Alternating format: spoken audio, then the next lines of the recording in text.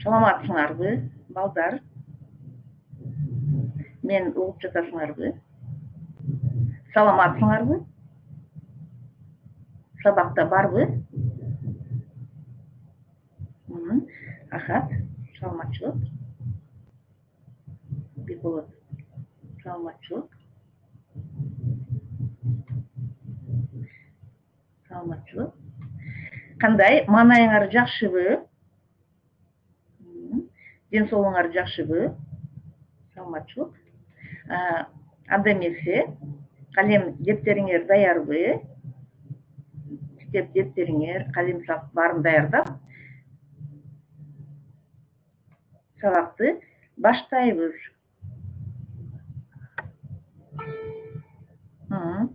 Жакшы. Кыргыз тилинин 6-чы сабагын баштайбыз. Сайкал чыкты. Дептериңер ачып турат, барыбыз бүгүнкү числону жазабыз. 21 сентябрь, дүйшөмбү күнү, класс иши. Бүгүнкү сабактын темасы адаттагыдай эле лексикалык тема. Барыбыз жазып атабызбы?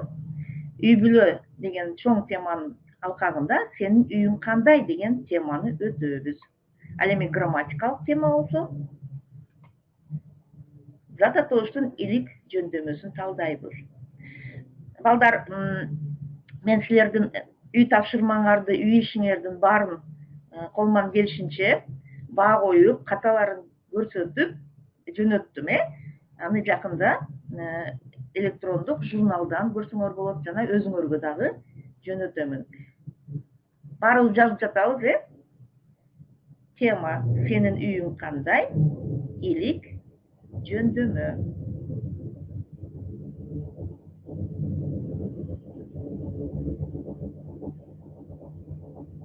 Илик жөндөмө. Адаттагыдай эле сабактын максатын карасак, да, Султан, тему и число в тетрадь. А вот цель урока я просто объясню, да, как всегда. Зат атоочтун илик жөндөмөсү жөнүндө маалымат алабыз. Текст менен иштегенди улантабыз. Үйдө, үй бүлөдө кандай мамиле болуш керектигин талдаганды билебиз. Ребята, я буду говорить, когда писать, да, когда просто слушать. Балдар, ошондой эле мен 5-А класс менен тааныштым. Абдан кубанычтамын өттөрү менен, калгандарыңар менен да жакында таанышабыз дейм. Андан ары улантабыз, бир аз кайталап алалы. Демек, биз зат атоочтун грамматикалык темада зат атоочтун жөндөмөлөрүн өтүп жатабыз. Менин суроом, канча жөндөмөсү бар экен зат атоочтун? Жооп бере баштагыла, отвечаем. Канча жөндөмөсүн бар деп айттык, Канча жөндөмөсү? Китебиңердин 16-чы бетин ачкыла, 16-чы бетин. Азыр сурап жатам, канча жөндөмөсү бар зат атоочтун? 6. Ильяс Азамат, мен плюстарды коюп атам, кимдер жооп берип атат? Жакшы. Демек, кайталайбыз. Атооч ким эмне? Илик кимдин эмненин, мен мүчөлөрүн кызыл түс менен көрсөтүп атам, Жакшы, иман. Барыш кимге барат? Кимге эмнеге? Табыш кимди эмнени? Жатыш кимде эмнеде? Жана чыгыш кимден эмнеден. Биз кайсы жөндөмөнү өттүк мурунку сабактарда? Кайсы жөндөмөнү өттүк? Жооп берип коебуз. Кайсы жөндөмө жөнүндө сүйлөштүк? Кайсы жөндөмө жөнүндө? Султан бүттү. Кайсы жөндөмө? Следующий вопрос. Кайсы жөндөмөнү өттүк на предыдущих уроках? Какой падеж проходили? Кайсы жөндөмөнү өттүк? Кайсы жөндөмөнү өттүк? Балдар. Жок, биз кайсы жөндөмөнү өттүк? Жок. Жок. Кайсы жөндөмөнү өттүк? Азамат, аманга плюс. Табыш жөндөмөнү. Туура эмес бек болот минус. туура эмес. Демек табыш жөндөмөнү өттүк. Ошондуктан бир аз кайталап алабыз жана салыштырабыз. Балдар пункт коюп, жакшылап окугула. Эми айтып атасың, салыштырабыз. Теманы жакшылап түшүнүп алгандан кийин суроого жооп беребиз. Табыш жөндөмөдө кимди көрүп турам дегенди айтканбыз, кимди. Эми кимдин баласы. Демек, кимди деген орусча отургондо кого вижу, кого. А ким, мисалы үчүн, атамды, атаны, эжемди, эжени, Айгүлдү, Айбекти. Я, ребята, тут объяснила, да, почему вот такие окончания. Где-то на «ды» начинается, где-то на «ны», «н», да, где-то на «ты», да. Это зависит от последней буквы в корне, дегенбиз. Мы, бул деген жумшак, үнсүз, жумшак, то есть звонкий согласный. Ошондуктан «ды» менен башталат дегенбиз. Если корень заканчивается, основа заканчивается на гласный, тогда «н» менен башталат дегенбиз. Кто на прошлых уроках не понял, еще раз, да? А если эти гласные зависят, как в законе сингармонизма, да, зависит от гласных в основе. Айбекти, к глухой, к глухой, поэтому ты на ты начинается, не на ты, да? Эми көрөбүз, кимдин баласы деген чей, чья. Атамдын, көрдүңөр, бул жерде кимди дегенде атамды болот, бул жерде атамдын. Атанын, эжемдин, эженин, Айгүлдүн, Айбектин. Түшүндүңөрбү? Түшүндүк, кимдин деген суроого мындай мүчөлөр болот экен, дин. Андан ары улантабыз, мисалы үчүн, эмнени көрүп турам дегенде, балдар кыргыз тилинде жаныбарларга, айбанаттарга эмне деген суроо берилет, кроме человека, всем на кыргызском эмне, что задается. Эмнени көрүп турам? Эмнени көрүп турам? Ким жооп берет? Орусча жираф, кыргызчасы акыраны көрүп турам. Акыра. На кыргызском акыра будет. Акыраны. Эмнени көрүп турам? Султан акыраны, туура. Эмнени бул жерде? Эмнени экинчи сүрөт? Азамат Ильяс, пилди Ильяс, пилди Даригадагы. Демек, пилди көрүп атам. Эмне пилди көрүп турам. Эми эмненин баласы? Чей детеныш, Эмненин, вот здесь Н, эмненин.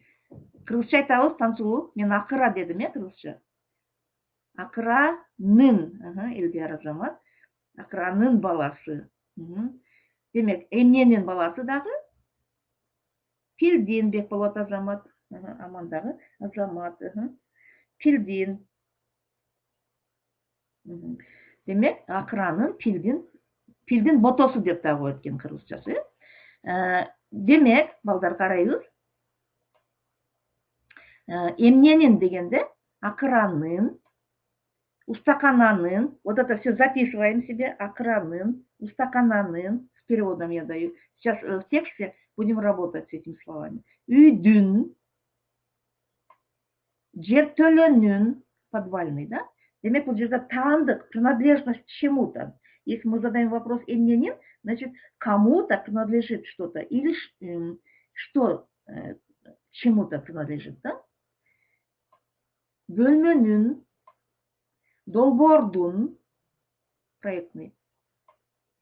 Все пишем. Терезенин,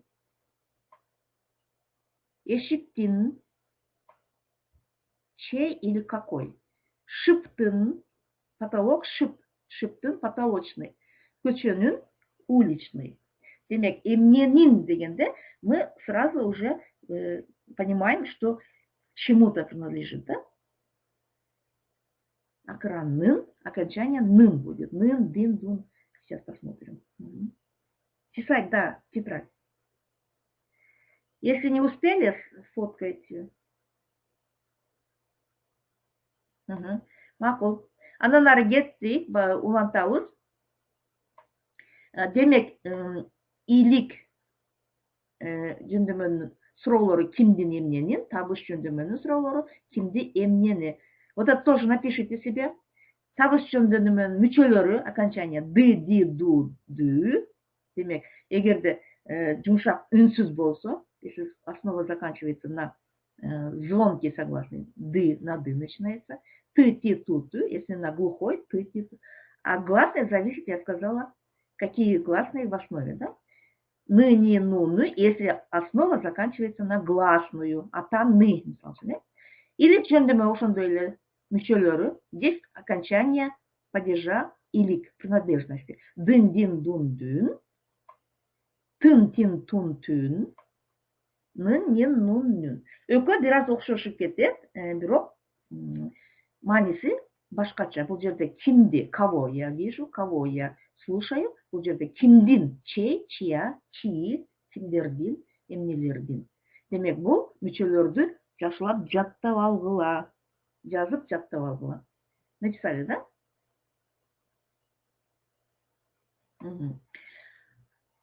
Андан ары улантсак, азыр текст менен иштейбиз. Акыра менен пил. Тексттин алдында, текст менен иштөөнүн алдында, все открываем. Открыли, да, у вас книги на 16 странице. Таблицу посмотрим. Султан. Таблицу посмотрим. Мисалы үчүн, бул жерде кимдин дегенде адамдын досу. Чей друг. Кимдин баланын кошунасы. Биздин. Кимдин биздин үй бүлөбүз. Кимдин менин үйүм. Эмненин дегенде пилдин салмагы, акыранын үйү, үйдүн терезеси, бөлмөнүн эшиги.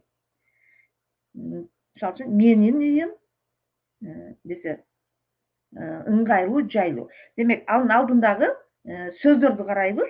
Ыңгайлуу деген удобный, жапыс низкий, жайлуу комфортный, биик высокий, тар тесный, узкий, кененкесри просторный. Ребята, под каждым текстом или абзацем у вас переводы есть, поэтому обратите внимание на это. Азыр карайбыз акыра менен пил жөнүндө кичинекей текст окуйбуз. Внимательно слушаем, потому что будем работать по тексту. На странице 17. Биринчи тыным. 29-чу көнүгүү. Баарыбыз ачтыкпы? Дамир. Все открыли 29 упражнение. Биринчи тыным. Мен окуймун, силер жакшылап түшүнүп алгыла. Ачтык, али айтты. Внимательно слушаем. Акыра шаарда өз үй бүлөсү үчүн жаңы үй курду.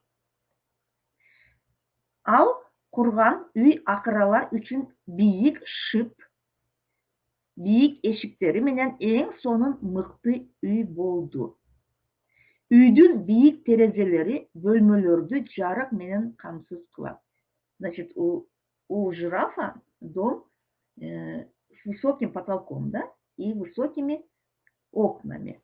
Поэтому дома очень светло. Терезелерден айлана тегерек кооз болуп көрүнөт. Тар, узкий, да? Коридорлору, тесный, да? Коридорлору үйдүн пайдалуу аянтын үнөмдөйт. То есть, хотя дом просторный, но коридоры узкие, да, оказывается. Акыранын үй бүлөсү бул үйдө эң эркин жашайт. Вот красным я отметила, там у вас переводы есть, да, внизу текста. Акыра курган жакшы үй, акыранын мыкты үйү деген улуттук национальный приз алды. Значит, на конкурсе победил, да, дом жирафа за то, что такой большой построил он. Үйдүн үй ээлери мыкты үй менен сыймыкташчу. Они гордились, да, за то, что вот такой у них дом. Ребята, текст понятен? Понятен текст? Түшүнүктүү, да? Атай жазды, Атай. Демек, акыранын үйү абдан жакшынакай курулуптур. Эми мен биринчисин көрсөттүм, ийлик жөндөмөсү. Эмненин деген. Ана тапкып атчы. Биринчисин көрсөттүм, үйдүн. Дагы барбы? Ийлик жөндөмөдө. Тексттин ичинен издейбиз батыраак. Сейчас находим эмненин деген суроого. Азамат Алия Акранын. Алияга тыгыз коем. Дагы барбы?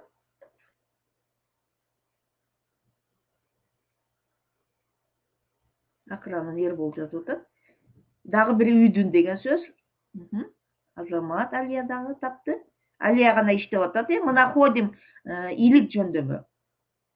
Акранын тапты. Дагы бир Акранын Эмирхан тапты. Демек, эки жолу үйдүн жана эки жолу Акранын деген ийлик жөндөмөдө турат экен, Жакшы. Эми адаттагыдай эле текст менен иштейбиз. Опять не сразу ответим. Сначала послушаем, а потом цифрами, да, сан менен. Бийик шып эмнелер жөнүндө сөз болду. Айыл, үй бүлө, жалгыз. Нет, это вы мне ответите цифрами, да, какие слова встретились в тексте.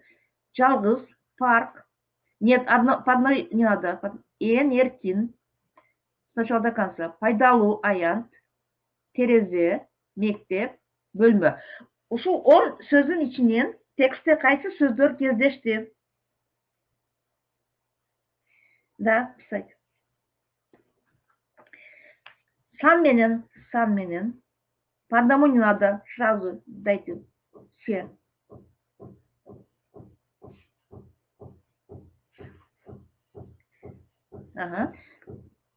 Алия 1, 3, 6, 8, 10 deydi.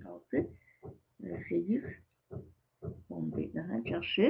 Алия, Эмирхан. Нет, плюс коёсам, жакшы. Дагы бир сөз. Жакшы. Анда эмесе, Султан дагы. Анда эмесе көрөбүз, туура биринчи бийик шып текстте бар. Үй бүлө бар. Эркин бар. Пайдалуу аянт бар. Терезе бар. Бөлмө бар. Демек, ушулар текстте кездешти. Андан ары улантабыз. Еще внимательно слушаем. Экинчи тыным. Второй абзац. На 17-й странице там внимательно смотрим. Күндөрдүн бир күнүндө Акыра үйүнүн жер төлөсүндөгү жыгач иштетүүчү устаканасында иштеп жатып терезеден сыртты карады. То есть он в подвале работал. Жыгач иштетүүчү, там у вас есть, да? Перевод. Мастерская. Көчөдө пил бара жаткан экен. Смотрит, слон идет. Акыра, мен муну тааныйм деп ойлоду. Биз мектепте ата-энелер комитетинде чогуу иштегенбиз. Ал дагы мыкты жыгач уста. Устаканама кир деп чакырайын. Балким чындап эле кандайдыр бир долбоорду чогуу иштеп каларбыз. Акыра терезеден башын чыгарып, пилди чакырды. Түшүнүктүү болду, Демек, пилди көрүп, аны чакырыптыр, үйгө кир деп. Акыра пилди үйгө конокко чакырып жатат. Түшүнүктүү болду, Эми иштейбиз текст менен. Сүйлөмдөрдү толуктагыла. Где нету слов, вы сейчас ставите нужные слова. Биринчини карайбыз.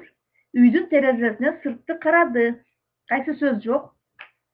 Кайсы сөз жок? Биринчи сүйлөмдү карайбыз. Үйдүн терезесине сыртты карады. Азамат Алия. Акыра үйдүн терезесине сыртты карады. Алияга плюс дагы. Экинчи, көчөдө пил. Экинчи сүйлөмдү карайбыз. Азамат. Жок, экинчи сүйлөмдү карап. Көчөдө пил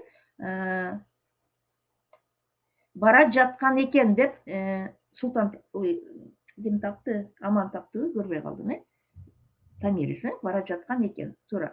Үчүнчү сүйлөмдү карайбыз. Акыра пил менен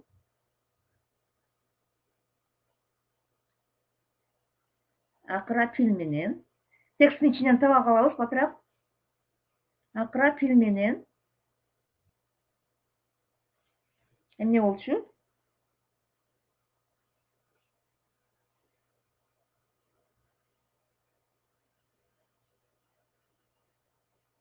Жок. Тапкан жоксуңар. Чогуу иштеген, вместе работали, да? чогуу иштеген, то есть они вместе работали в школе, оказывается. Но это как в переносном смысле. Енгисин төртүнчүнү табабыз. Мыкты жыгач уста. Эмне мыкты жыгач уста? Кайсы жаныбар мыкты жыгач уста болгон? Кайсы жаныбар? Ал дагы. Ал ким? Ал дагы деген. Ильяс, ал ким? Ал эмне? Ал пил, туура. Пил мыкты жыгач уста болгон, Эмен. Жакшы, акыра чыгарды. Эмнени чыгарды? Бешинчи сүйлөм. Акыра. Терезеден, туура. Демек, терезеден башын чыгарды. Султан дагы туура айтты. Терезеден башын чыгарды. Жана алтынчы.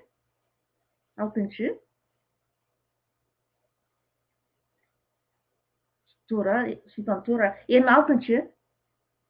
Чакырды. Эмне менен чакырды? Пилди чакырды. А кайсы жаныбар чакырды? Пилди чакырды. Эмне чакырды? Пилди Алия пилди, акыра пилди чакырды, акыра. Тансулуу туура айтты. Тансулууга плюс. Демек, акыра пилди чакырды. Туура. Андан ары улантабыз. Үчүнчү тынымды окуйбуз. Пил ыраазы болуп калды. Ага акыра менен чогуу иштеген жакчу. Жакындан таанышкысы келчү. Он остался благодарным за то, что пригласил, да, жираф. Анын үстүнө акыранын жыгач иштетүүчү устаканасы жөнүндө угуп көргүсү келип жүргөн. Кир деди акыра. Бирок пилге кирүү кыйын болду. Пил эшиктен башын киргизип, андан өтө албай туруп калды. То есть жираф приглашает его, но так как у жирафа коридоры узкие, да, тесные, пил слон не может заходить, потому что он объемный, да. Кире албай калып калды. Үчүнчү, төртүнчү тынымды карайбыз. Биз устаканага жабдыктарды киргизүү үчүн кеңейтүүчү эшик койгонубуз жакшы болгон экен, деди акыра. То есть оно оправдывается, да? Хорошо, что мы для расширения двери оборудование поставили. Бир минут коя тур, оңдоп коем. Сейчас я исправлю, дейт. Сейчас, ребята, хорошенько понимаете, я перевожу, да? Ал бир нече бураманы жана панелдерди чыгарып, пилди ичкери киргизди. То есть он исправил, да, то есть двери открыл побольше, да, чтобы заходил слон. И пил кирди, пил. Тааныштар бири-бирине кубанышып, жыгач иштетүү тууралуу ар кандай окуялар жөнүндө сүйлөшө башташты. Демек, карагачы, бул жерде акыра досу чогуу иштеген пилди киргизүү үчүн панелдерди чыгарып, бураманы чыгарып, эшигин кичине оңдоп, андан кийин киргизиптир, Эми үй ишин жазып алгыла. Үчүнчү тыным, то есть на странице 18 там есть после текста үчүнчү тыным, после третьего абзаца, третьей части. Үчүнчү тыным, ответим на вопросы. Жана 32-нчи, 33-нчи көнүгү. Ребята, вот последнее упражнение, да, 33-е, это вы себя оцениваете, поэтому тоже мне важно, да, ваш ответ. Макулбу? 32-нчи көнүгүдө суроолорго жооп беребиз. Жана 33-нчи көнүгүдө өзүңөр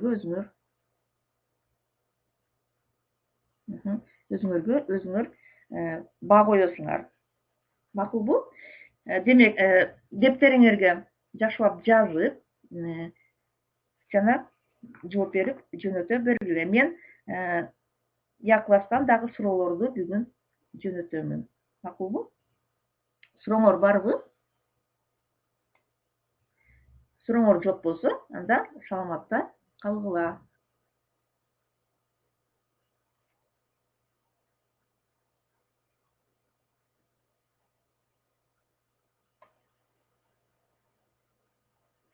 Султан мен үй тапшырмасын жөнөттүм,